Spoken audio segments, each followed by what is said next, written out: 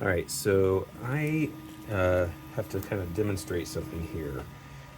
So what has happened is I have something called under extrusion, meaning not enough filament is coming out of my 3D printer here. I kind of have it zoomed in here to see what I'm doing. I'm going to show you here in a minute, but first I'm going to show you, this is something I printed. This is how it should look. It's sturdy.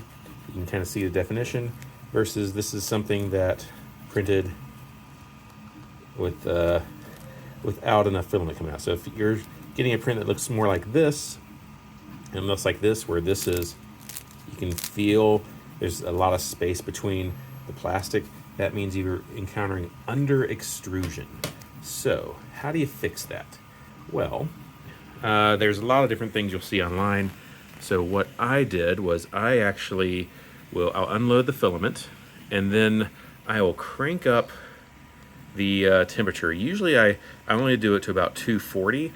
This one was a big jam, so I did 250.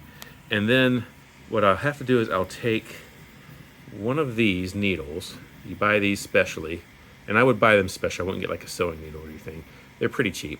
But one of these, and then you kind of, once everything's out, you kind of shove that up in there to kind of poke a hole, jam it through the clog. And so what's happened now is I got it through there, and then slowly this stuff will start melting out. And I'll take my little scraper and I'll just kind of take off a bit, and you'll see that it'll still drizzle some more out because there was a lot that was stuck up in there.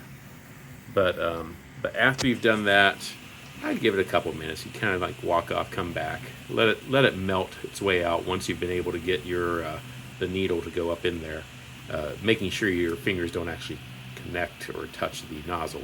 But once it stops drizzling, which I've done this a couple times, so it'll probably be done now, but I'm going to give it another chance. But once it stops drizzling a good bit, then you can reload the filament, and then you'll be done. But yeah.